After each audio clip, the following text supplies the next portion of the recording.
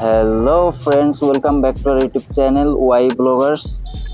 Friends, today we have come with the history of a place that is deeply connected to one of the most terrifying and controversial names in the history of Assam, মির্জুমালা।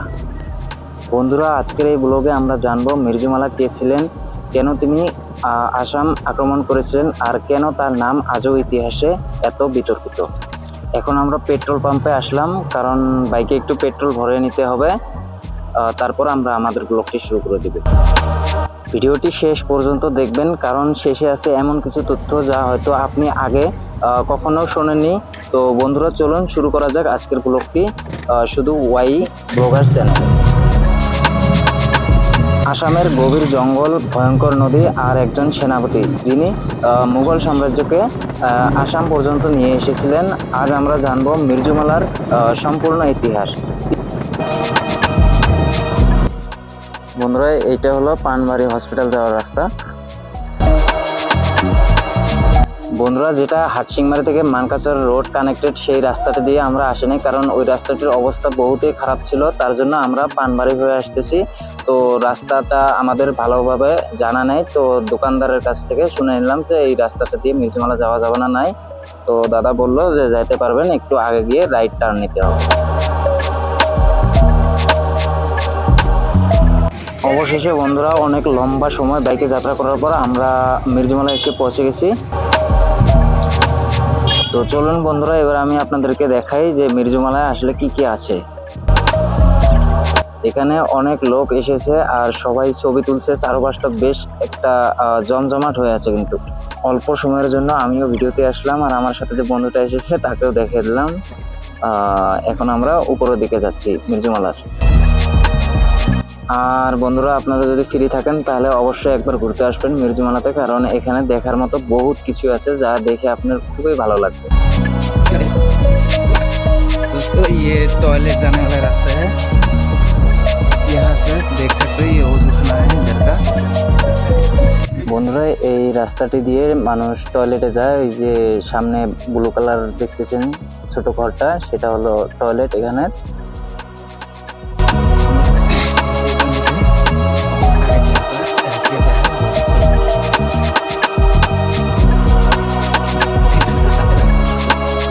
বন্ধুরা, এটা একটা অজুখানা, যেখানে মাদ্রাসার ছাত্ররা, হুজুররা আর মুসল্লিরা নামাজের আগে এখানে অজু করেন।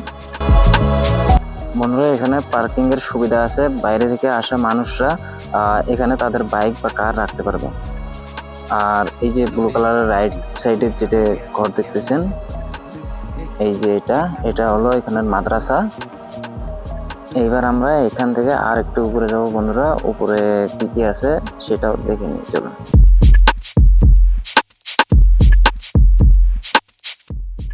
আর এটা হলো মির্জুমালার মসজিদ। এটা কিন্তু দেখতে খুব সুন্দর আর ডিজাইনটাও একদম খুব সুন্দর লাগছে। মসজিদের চারপাশে শান্তি আর সৌন্দর্যের একটা আলাদা পরিবেশ আছে। এখানে দাঁড়িয়ে আপনি ইতিহাস আর আর্কিটেকচারের একসাথে মিশে যাওয়াটা অনুভব করতে পারবেন। বিশ্বাস করুন, ফটোর জন্য এই জায়গাটা একদম পারফেক্ট। কিন্তু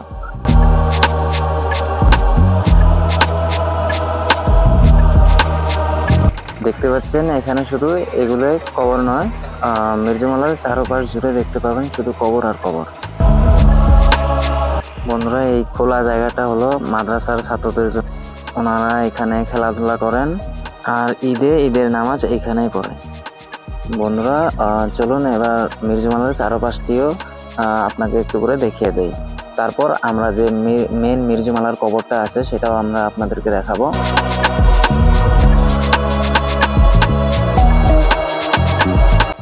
বন্ধুরা, এটিও একটি গেট, যেটা মির্জুমালাতে আসার আর এখান থেকে যাওয়ার। এটা মেইন রোডের সাথে কানেক্টেড। বন্ধুরা, এই জায়গাটিতে আমাকে একা আসতে বহুত ভয় লাগতেছে।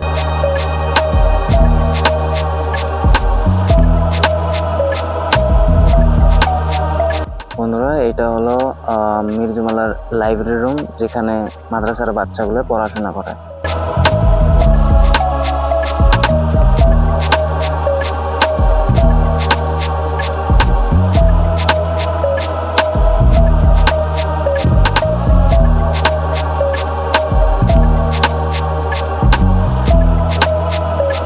ফাইনালি বন্ধুরা আমরা মির্জিমালার কবরের পাশে এসে পৌঁছেছি। এই জায়গাটা হয়তো আপনারা সবাই চেনেন মির্জিমালার কবর নামে।